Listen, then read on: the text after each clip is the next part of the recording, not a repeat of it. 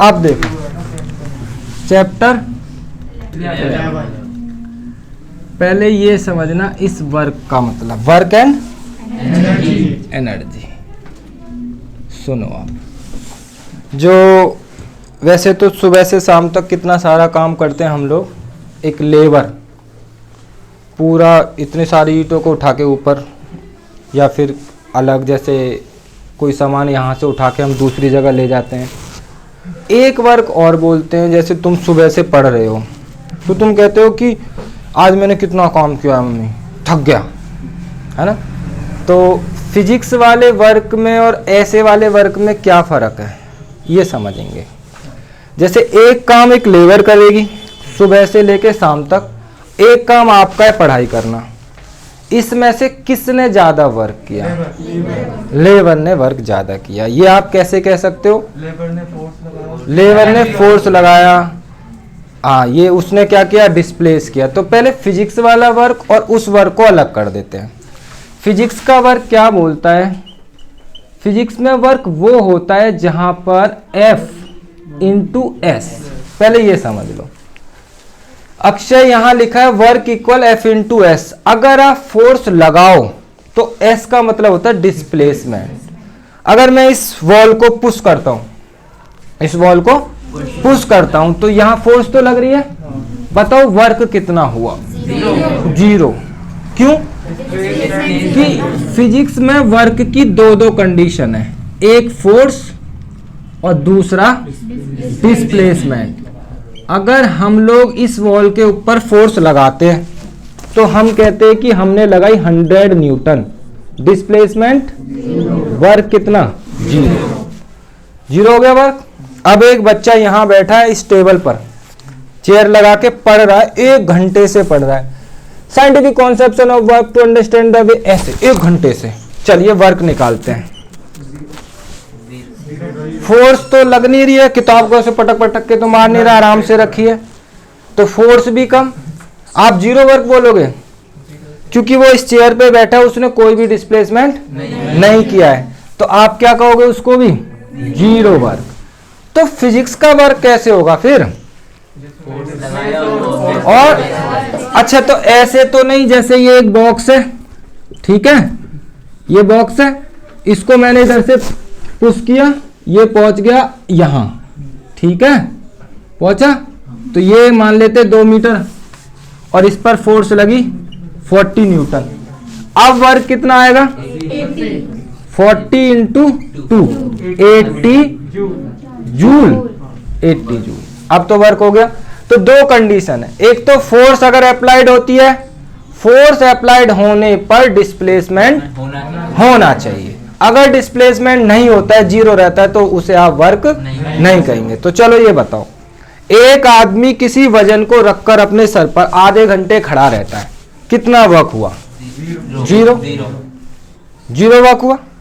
और एक लेबर जब एक जगह से दूसरी जगह किसी सामान को उठा के रख रही है, तो इसमें तो वर्क होगा, क्योंकि यहां पर क्या हो रहा है? डिस्प्लेसमेंट हो रहा है। अब जरा एक चीज बिल्कुल अच्छे से क्लियर करो कि जो यहां पर हम लोग एनर्जी और वर्क सब पढ़ेंगे, तो उनके फॉर्मूले में कैसे रिलेट करूंगा आपके साथ एक दूसरे से।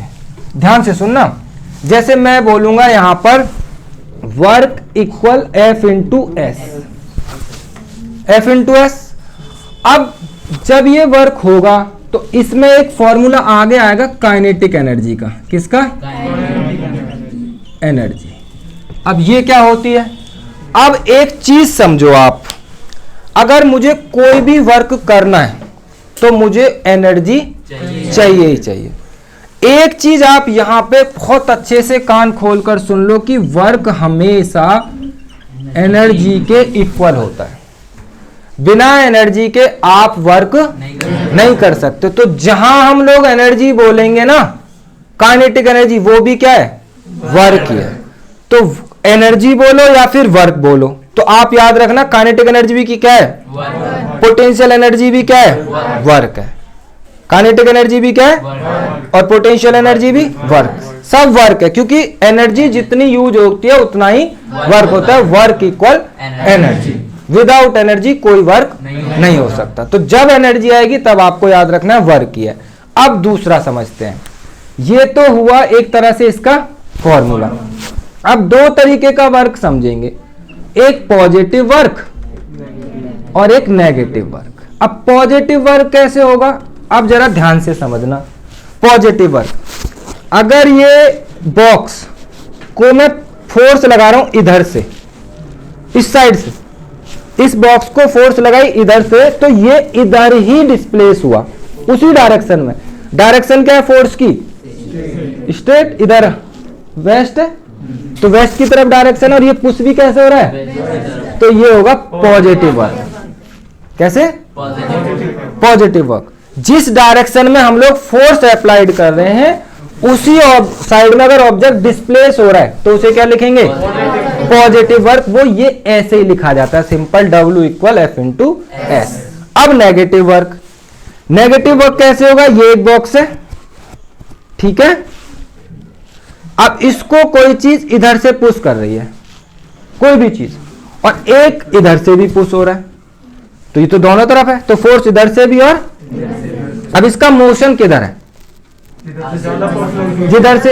अब ये अगर ये फोर्स इधर लगा रहा है, ये फोर्स इधर लगा रहा है, लेकिन ये ज्यादा न्यूटन से लगा रहा है, ये 60 न्यूटन और ये 50 न्यूटन, तो इधर से तो फोर्स यहां लग रही है, लेकिन वर्क किस साइड हो रहा है, इस साइड में हो रहा है, तो इसके लिए नेगेटिव वर्क है। इसके लिए नेगेटिव है क्योंकि इसकी फोर्स की डायरेक्शन वेस्ट है और ये पुश कर रहा है, मूव कर रहा है ईस्ट की तरफ, तो इसके लिए क्या है, और इसके लिए पॉजिटिव। अब एक और देखो, मान लेते हैं कार आ रही है ऐसे, तो आपने मूवी तो देखी है, जैसे वो इंक्लाइंड प्लेन रहता है, कार उधर से आराम आराम से आ रही है, एकदम कार को जब रोकेगा तब नहीं रुकेगी, जो वो एकदम गिरने वाला इतना सा छोटा सा पत्थर या पेड़ आएगा, एकदम उससे ही लगा के इस पत्थर से रुकी गई, इतनी तगड़ी कार रुक गई। कार की डायरेक्शन क्या थी, कोई भी अपनी तरफ, और उसने रोकी, अब वो उसे पुश करके पीछे कर रहा है, तो वो तो फोर्स तो लगा रही है इस डायरेक्शन में, और ऑब्जेक्ट डिस्प्लेस हो रहा है उस डायरेक्शन। कौन सा वर्क, नेगेटिव वर्क। एक साइकिल आ रही है इधर से, आपने ऐसे पीछे धक्का दे दिया, कौन सा वर्क, जिस डायरेक्शन में फोर्स लग रही है अगर उसके अपोजिट डिस्प्लेस हो जाएगा तो वो कौन सा होगा, उसका फॉर्मूला होगा W = F/S। कौन सा, F/S। ये हो गया नेगेटिव वर्क और ये हो गया, पहचान लोगे। पहले तो ये पहचानना है कि वर्क हो रहा है कि नहीं हो रहा है। अब मैं यहां पुश करता हूं वॉल को, तो बताओ कोई वर्क नहीं है, मैं इस बुक को पुश कर रहा हूं, वर्क हो रहा है। अब पहचानना है पॉजिटिव और नेगेटिव। अगर फोर्स लग रही है इस डायरेक्शन में, ऑब्जेक्ट भी इधर ही डिस्प्लेस हो रहा है, तो फोर्स इस डायरेक्शन में, ऑब्जेक्ट उसके अपोजिट डिस्प्लेस, नेगेटिव। तो क्लियर हो गया, एक पॉजिटिव वर्क और एक नेगेटिव वर्क। अब आगे, अब आप यहां देखेंगे एक और लिख रहा हूं मैं वर्क का फॉर्मूला, F/S cos थीटा। ये क्या है, थीटा। अब एंगल भी वर्क को कम और ज्यादा करेगा। कैसे, यहां पे cos थीटा लगा है, ये वैल्यू आपको अभी यूज नहीं करनी है, पर ये एक वर्क है। जैसे एक दिन मैंने आपको बताया था कि अगर मैं इस टेबल को इस एंगल पे अपनी तरफ खींचता हूं, इस एंगल पे, और एक तरीका है इस टेबल के साथ 90 डिग्री पर, तो कब फोर्स ज्यादा लगेगा, 90 डिग्री पर, तो वर्क कब ज्यादा होगा। तो ऐसे टॉय कार होती है, बच्चा टॉय कार चला तो उसमें धागा बांध देते हैं, देखो मम्मी चल रही ली, तो वो एंगल नहीं बन रहा। अब वो फोर्स ज्यादा लगेगी या उस टॉय कार को धागा बांध के 90 पर खींचे तब ज्यादा,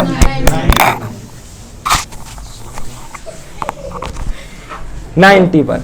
तो यहां पर ये थीटा डिसाइड करेगा। तो F/S cos की जितनी भी डिग्री होगी, मतलब इसको मैं जितने भी एंगल से खींचूंगा। अब यहां पर जो ये थीटा होगा, कभी ये 30 डिग्री, कभी ये 60, और सबसे जो मैक्सिमम वर्क होगा वो 90 डिग्री पर। अब आपको इसके न्यूमेरिकल तो करने हैं नहीं, एनसीईआरटी में नहीं है, लेकिन उसमें है, लखमीर जो बुक है, तो वहां पे आप इसकी जो वैल्यू देखोगे ना, तो ये लोग ब्रैकेट में दे देंगे क्योंकि 10th क्लास में ट्रिग्नोमेट्री में इसकी वैल्यूज यूज होती है। तो एक ये वाला हो गया। अब आगे चलते हैं।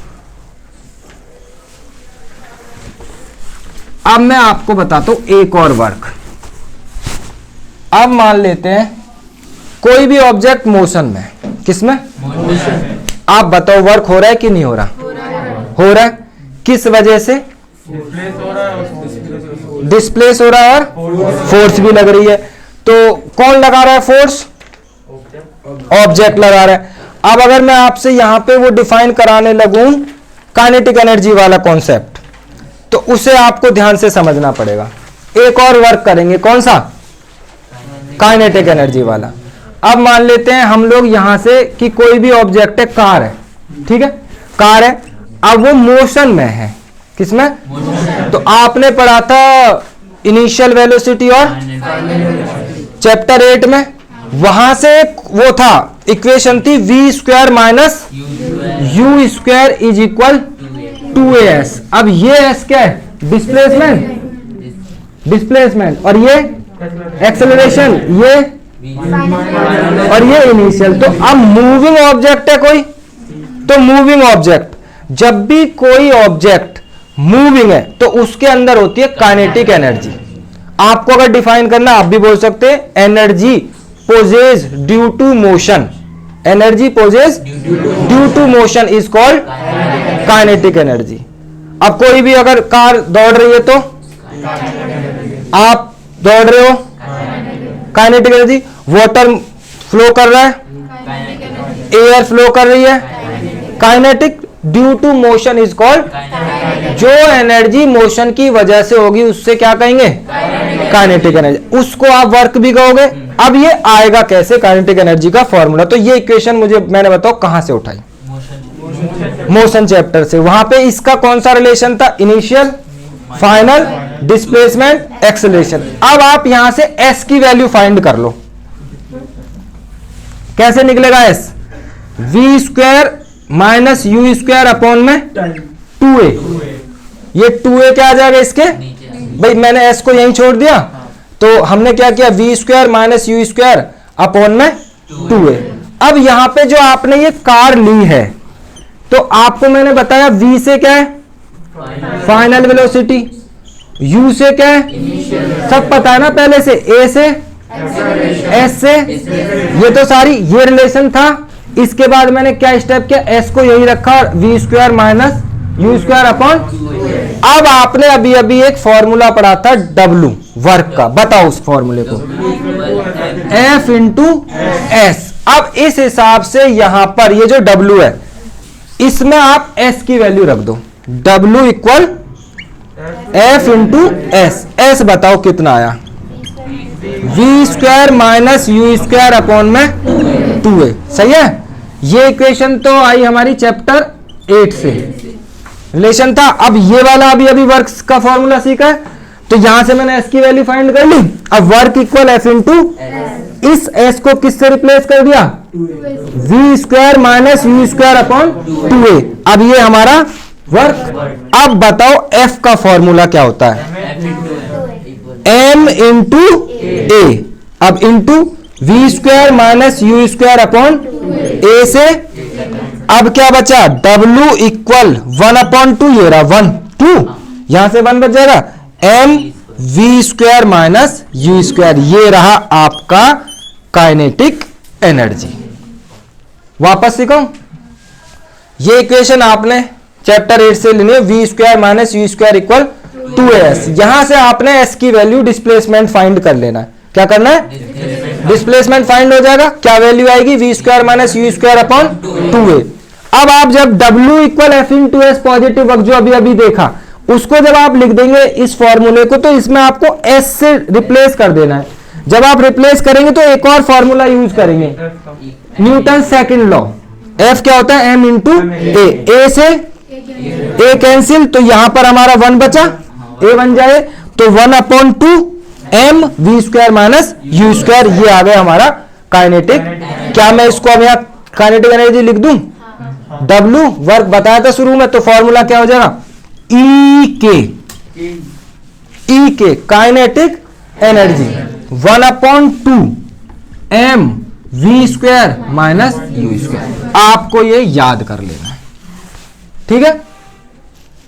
अब यहां पर एक चीज और नोट कर लेना कि अगर यहां इनिशियल वेलोसिटी 0 हो जाती है तब फॉर्मूला क्या होगा, mv²। अगर मैं यहां लिखूं कि E के इज इक्वल 1/2 mv², तो क्या हो गया ये इतना शॉर्ट।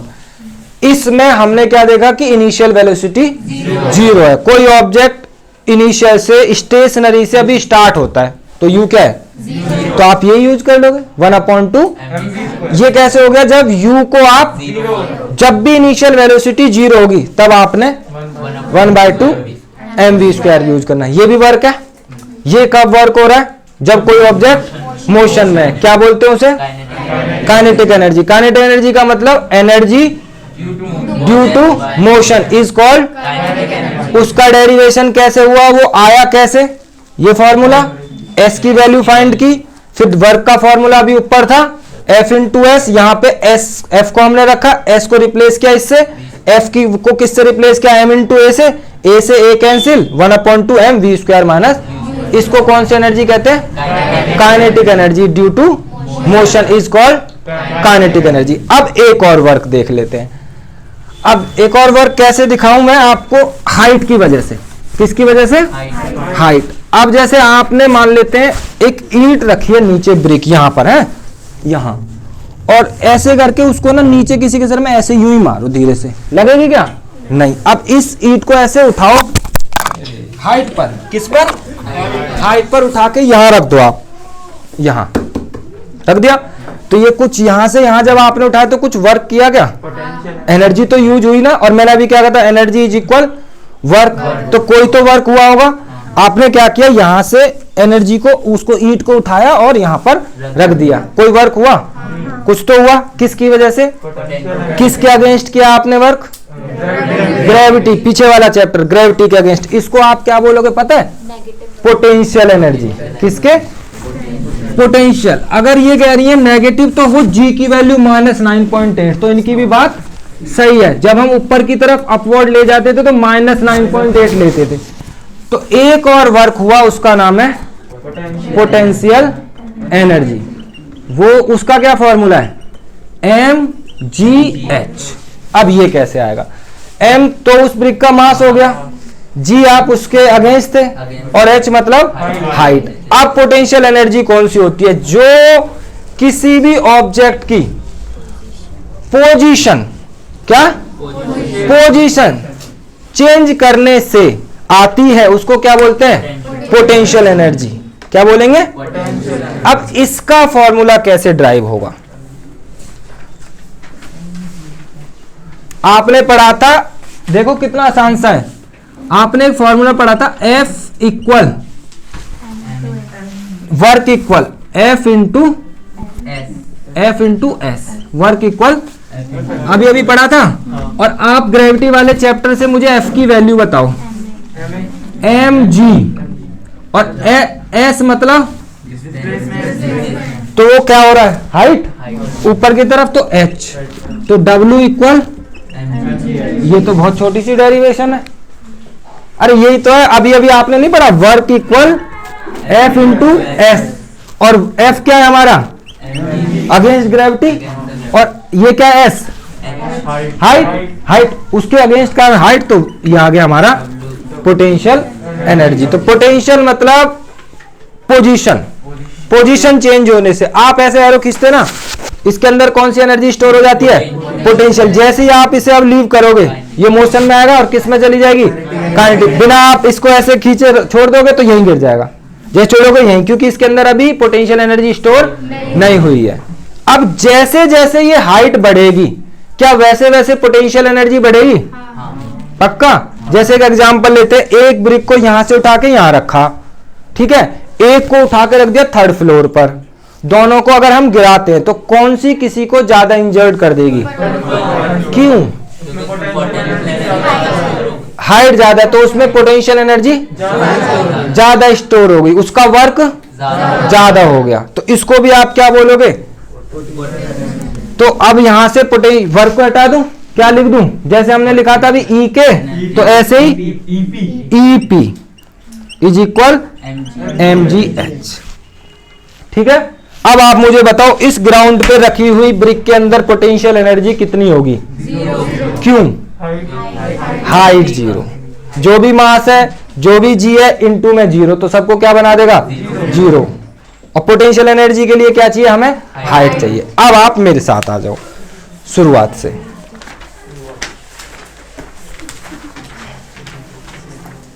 अगर सिंपल फोर्स है हमारी 7 न्यूटन, कितनी? और डिस्प्लेस हुआ है ऑब्जेक्ट 8 मीटर, तो वर्क बता दो। 56 F इंटू एस, तो 7 इंटू 8 56 जूल, है ना? आसान सा न्यूमेरिकल। अगर फोर्स 7 न्यूटन है और डिस्प्लेस कितना हो रहा है वो? 8 मीटर, तो F into S 7 into 8 56 joule. इससे भी और आसान। अब वो क्या करते हैं, वो न्यूमेरिकल को थोड़ा मुश्किल बना देंगे। जैसे पूछता हूं मैं आपसे,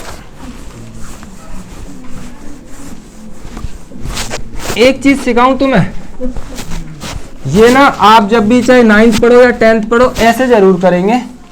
जैसे W equal F into S, तो कहेंगे डिफाइन 1 जूल, ऐसे 1 जूल। कितने को डिफाइन करा रहे?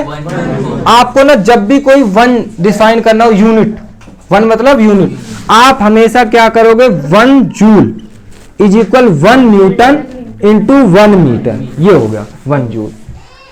1 newton force displace 1 metre is called, बस ऐसे होता है डिफाइन। 1 जूल अगर डिफाइन कराते तो कैसे लिखोगे? 1 न्यूटन फोर्स 1 मीटर, 1 लेना, तो 1 1 जा 1, 1 न्यूटन मीटर, ये आ गया हमारा 1 जूल। तो जब भी 1 जूल कराएगा आपने ना हमेशा उस फॉर्मूले को याद रखना है, और उसमें जो भी है उनको ना 1 उसकी यूनिट ले लेनी, तो 1 न्यूटन और एस 1 मीटर, तो 1 न्यूटन मीटर। चलो अब यहां पे अगर फोर्स है 140 न्यूटन, कितनी है? और डिस्प्लेसमेंट हो रहा है हमारा 15 मीटर। अब वर्क बता दो। F इंटू एस, तो 140 इंटू 15 0 60, 15 बन जा 15 और 2100 जूल। सही है, ये कोई न्यूमेरिकल है? सिंपल डायरेक्ट ही तो है, आसान है। अब एक पहले एनर्जी का ना और उसका क्लियर कर लेते हैं, वर्क का। क्या कर लेते हैं? और वर्क का। अब जैसे एक एग्जांपल लेते हैं, आपने उस दिन मैंने आपको जब ग्रेविटेशन चैप्टर पढ़ाया तब भी यही कहा था कि अगर हम लोग किसी चीज को ऐसे नीचे से उठाकर थोड़ी हाइट पर ले जाते और फिर उसे उस पर स्ट्राइक करते तो ज्यादा फोर्स लगेगी, या फिर उसको ऊपर इतना उठाने के बाद और उसको जब बहुत तेज से मारेंगे जब ज्यादा लगेगी? और अगर मैं नीचे नीचे कितना भी तेज मारूं कोई फर्क नहीं। दो चीजें डिपेंड कर रही है, हाइट और फोर्स। तो जब हम किसी भी ऑब्जेक्ट को जितना हाइट पर ले जाते हैं तो हमारी बॉडी से उतनी ज्यादा एनर्जी लगती है और उतना ही ज्यादा वर्क होता है, उतना ही ज्यादा। जब भी हम किसी ऑब्जेक्ट को जितना हाइट पर ले जाएंगे उसमें स्टोर क्या हो जाएगी? Potential energy. और जब हम उस पत्थर पे उस हथौड़े को या हैमर को मारेंगे तो वो वर्क ही तो होगा जो उस पर काम करेगा। तो जब आप उसे हाइट पर ले जाते तो उसमें क्या स्टोर हो जाता है? अब जितनी इसमें पोटेंशियल एनर्जी हुई है स्टोर, उतना ही वर्क होगा कि नहीं? उतना ही वर्क होगा। अगर एक छोटा बच्चा ऐसे उठा के पत्थर पर मारना नहीं टूट रहा तो इसका मतलब उसने उसमें ज्यादा एनर्जी स्टोर नहीं कर पाया। उसके बाद आप जब मार रहे हैं तो एक तो आपकी फोर्स, आपकी ज्यादा एनर्जी यूज हुई और आप वर्क हो जा रहा है। तो जितनी एनर्जी स्टोर होगी उतना ही वर्क होगा। अब एक क्वेश्चन इन्होंने और दिया है, अब जरा ध्यान से समझेंगे। मास है किसी ऑब्जेक्ट का 15 kg, क्या है? 15 kg मास है और 4 मीटर पर सेकंड यूनिफॉर्म वेलोसिटी से वो चल रहा है। मास कितना है? 15 kg। और यूनिफॉर्म है तो चेंज नहीं कर रहा, तो हमारा v कितना है?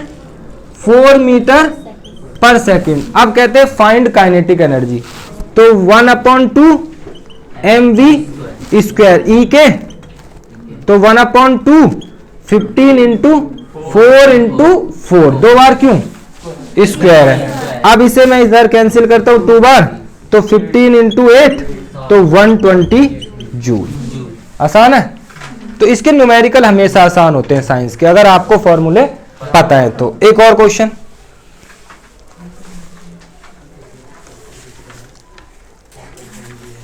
अब आपको एक क्वेश्चन ये बताना है, ये जरा इंपॉर्टेंट है। Kinetic energy of an object mass m, इस बार क्या गिवन नहीं है, आपको बोला काइनेटिक एनर्जी पता करो E के। क्या पता करनी है? Kinetic energy. मास कितना है? m, m ले लेते हैं। मास क्या है? अब बोल रहे हैं ये वेलोसिटी दे रखी है 5 मीटर पर सेकेंड और काइनेटिक एनर्जी इन्होंने दी है, फाइंड नहीं करनी, वो है हमारी 25 जूल। तो एक चीज अननोन है जिसका नाम है मास। अब नहीं होगा, ये हो जाएगा ई के इज इक्वल 1/2 mv स्क्वायर। ये कितना है हमारा? ये 1/2, मास नहीं पता, v कितना है 5, तो 5 के टेबल में 5 बार, तो एक 5 बचेगा और 5 से, समझ गए। अब ये 2 है, इधर आएगा तो इधर 1 बचा है और इधर मास, तो कितना मास आ गया?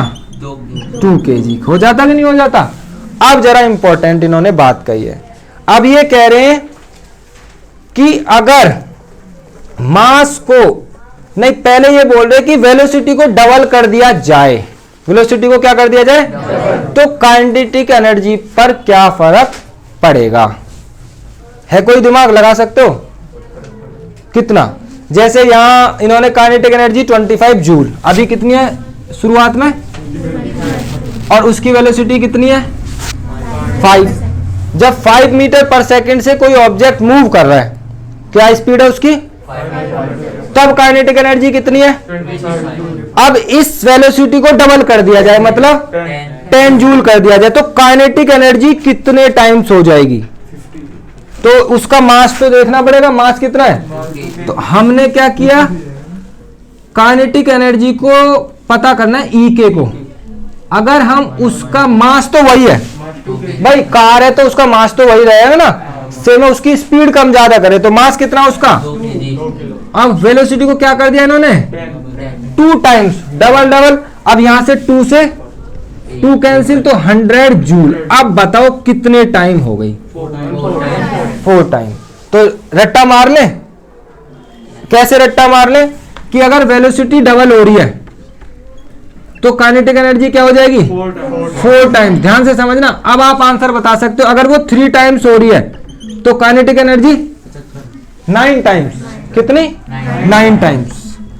स्क्वायर है ना, क्या है वो? स्क्वायर है। देखो अब 3 टाइम कर लेते हैं। ई के इज इक्वल 1/2, पहले कितनी थी स्पीड, अब इसको 3 टाइम्स करना, 15 इंटू 15 इंटू, तो कितना आया भाई 225। 25 का 225 कितना होता है 9 टाइम्स। 9 टाइम्स होता है। तो अब आप याद कर लोगे, इस स्क्वायर की वजह से कहां गया, इसकी वजह से। अगर आप वेलोसिटी को कर रहे हो डबल तो काइनेटिक एनर्जी 4 टाइम्स, और अगर उसे कर रहे हो 3 टाइम्स तो काइनेटिक एनर्जी 9 टाइम्स। अब स्क्वायर हो जा रहा है ना, डबल 2 का 2 टाइम्स, 4 टाइम्स, तो 3 का स्क्वायर। अगर आप उसे 4 टाइम्स कर रहे हो तो काइनेटिक एनर्जी 16 टाइम्स। तो सॉल्व तो करा, ठीक है, वहां सॉल्व करके देखा, लेकिन समझ आ रहा है क्यों हो रहा है ऐसा? क्यों हो रहा है? क्योंकि वहां पे ना v का स्क्वायर है। क्या है? v का स्क्वायर। अगर आपने वेलोसिटी को किया डबल तो काइनेटिक एनर्जी 4 टाइम्स। अगर आपने किया वेलोसिटी को 3 टाइम्स तो 9 टाइम्स। वेलोसिटी आपने कर दी 4 टाइम्स तो काइनेटिक एनर्जी 16 टाइम्स। तो कितना वर्क होगा, वर्क कितना बढ़ रहा है। इसलिए जो ऑब्जेक्ट ज्यादा तेज मूव कर रहा होता है वो उतना ही ज्यादा नुकसान पहुंचा देता है। क्यों? क्योंकि उसके अंदर बहुत वर्क होता है, उसका मोमेंटम बहुत ज्यादा हो जाता है due to increase velocity. Due to increase velocity. याद हो गया। अब काइनेटिक एनर्जी को डबल करेंगे, वेलोसिटी को डबल करेंगे तो काइनेटिक एनर्जी बता दो। अगर वेलोसिटी को 3 टाइम्स करेंगे तो 4 टाइम्स करेंगे तो 5 टाइम्स करेंगे तो याद हो गया। ये न्यूमेरिकली था। इन्होंने क्या बोला था कि काइनेटिक एनर्जी 25 जूल है, 25 मास कितना है m, वेलोसिटी कितनी है अब नहीं पता मास। अब यहां से 25 जूल 1/2 mv², 5 × 5 तो 25 से 25 कितना आया मास। यहां के बाद इन्होंने क्या क्वेश्चन पूछा, अब मैं वेलोसिटी को डबल करने जा रहा हूं तो काइनेटिक एनर्जी पर क्या फर्क पड़ेगा। तो यहां हमने देखा 5 थी तो हमने कितनी कर दी 10, तो 100 आया। तो देखना 25 का 100 कितना टाइम्स है 4 टाइम्स। फिर हमने जब 3 टाइम्स किया तो 225 आया। तो देखना कितना टाइम्स है 9 टाइम्स। समझ आ गया, याद भी हो गया। चलो अब mgh वाला फॉर्मूला। अब एक अच्छा क्वेश्चन है।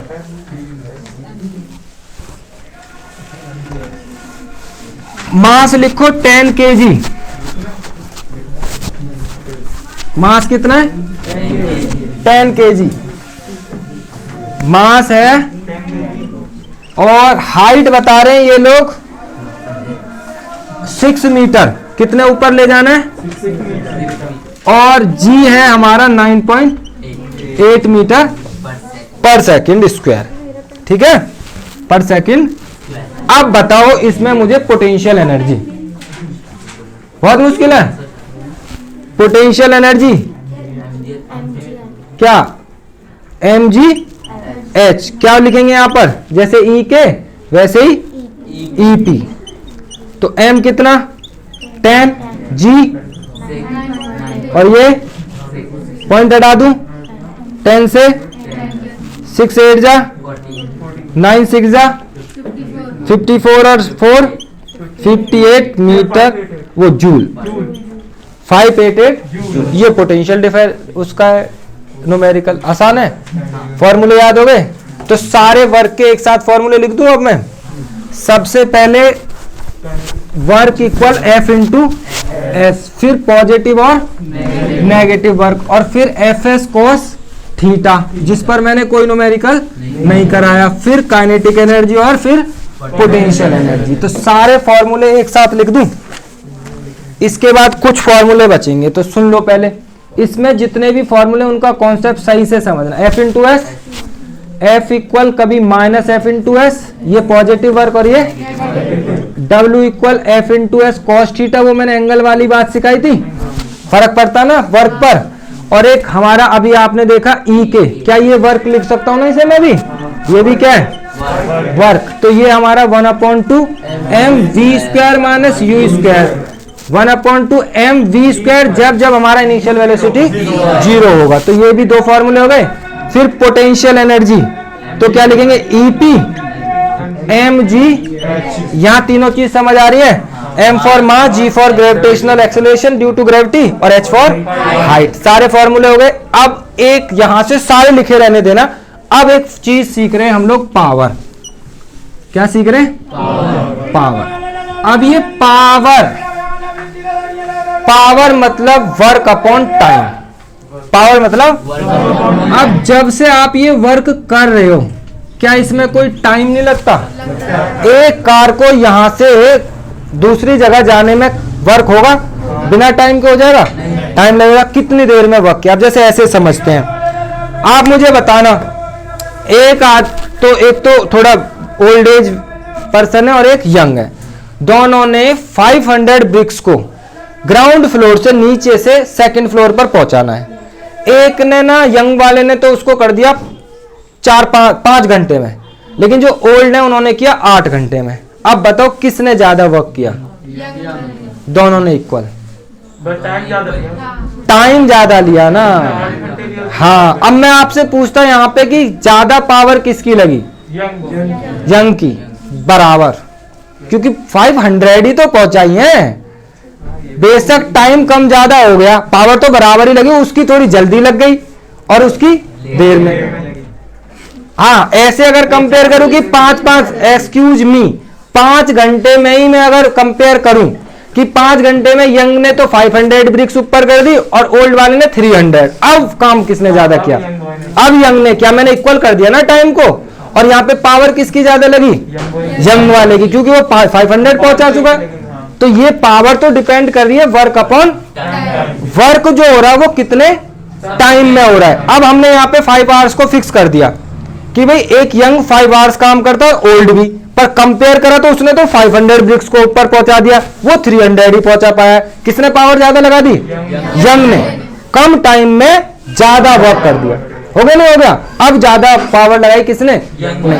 अब आप यहां देखो ध्यान से, तो वर्क अपॉन टाइम, तो क्या पावर केवल फिजिकली लगती है, कार पावर नहीं लगाती है। जब एक जगह से दूसरी जगह कार जाती है तो वर्क होता है, वो वर्क कौन सा है, kinetic energy due to motion, upon कुछ टाइम भी लेती है। तो अगर मैं आपको कहूं कि पावर इक्वल टाइम है, तो वर्क हो गया हमारा एक F into S upon time, ये नहीं है पावर। एक मैं बोलूं power equal 1/2 mv² upon time, ये नहीं है power. Power equal mgh upon time, ये नहीं है पावर। हाँ, वो 1/2 mv² F तो रहेगा 1/2 mv², ये उसका हो गया ना काइनेटिक एनर्जी का। सर F तो रहेगा ना, इसमें F नहीं रहेगा ना, 1/2 mv², ये काइनेटिक एनर्जी है, 1/2 mv², ये वर्क हो गया ना, अच्छा वर्क, ये वर्क हो गया। और ये फिर mgh, ये वर्क नहीं हुआ, ये भी। तो आप जब मैं यहां से इस ईट को यहां पे रख रहा हूं तो वर्क नहीं हुआ, तो कौन सा mgh हुआ, तो वर्क अपॉन टाइम। मैं इसको ऐसे पुश कर रहा हूं इस साइड में, तो कौन सी, F into S upon time. मैं कोई भी ऑब्जेक्ट कार मूव कर रही है एक प्लेस से दूसरी प्लेस पर, तो 1/2 अपॉन टाइम। तो पावर मतलब work upon time, work upon time, समझ आएगा। वर्क कौन कौन सा हो सकता है, हॉरिजॉन्टली वर्क, वर्टिकली, और एक ड्यू टू मोशन कार। तो F S upon time, 1/2 mv² upon time, mgh upon, क्या ये पावर के सही सारे फॉर्मूले हैं। अब पावर की यूनिट कैसे निकलेगी, मैंने आपको सिखाया था ना फॉर्मूले से ही। वर्क की आपको पता है जूल, और टाइम की सेकंड, तो जूल पर सेकंड किसकी यूनिट हो गई। इसी को ना एक और नाम से पुकारते हैं वॉट, किससे, वॉट, ठीक है। तो आप क्या बोलोगे, पावर की एसआई यूनिट क्या है, वॉट। काइनेटिक एनर्जी की जूल, पोटेंशियल एनर्जी की जूल, पावर की वॉट, वर्क की जूल, सबकी काइनेटिक एनर्जी क्या हुई, जूल। चलिए अब यहां पर एक और चीज सीख लीजिए कि जो पहले ये फॉर्मूले देख लेना अच्छे से, अभी कोई कॉपी नहीं करेगा, देख के जब देखो तो उतार लेना, मैंने एक भी नहीं करने देना। अब आगे कोई बात नहीं बेटा, जेब में रख लो। अब एक और, वॉट ना छोटी यूनिट है, वॉट क्या है, छोटी यूनिट है। हम लोग क्या करेंगे यहां पर किलोवाट यूज करेंगे। 1 kilowatt equal 1000 what, 1 kilowatt is equal 1000 what, ठीक है। अब यहां एक और पावर आपने समझनी है, हाँ एक और पावर, कौन सी पावर, ये जो आपने पावर अभी अभी समझी, F into S upon time, mgh upon time, और 1/2 mv² अपॉन टाइम। एक पावर होती है जिसे हम बोलते हैं इलेक्ट्रिक पावर, है ना। उसको मैं अगर आपको सिखाऊं तो उसका 4th फॉर्मूला हो जाएगा। तो वहां पर जब मैं यूज करूंगा ना, तो उस फॉर्मूले को मैं लिखूंगा power equal energy upon T, P equal energy. अभी सीखा था ना कि वर्क इक्वल एनर्जी, तो सही तो है, power equal energy upon time.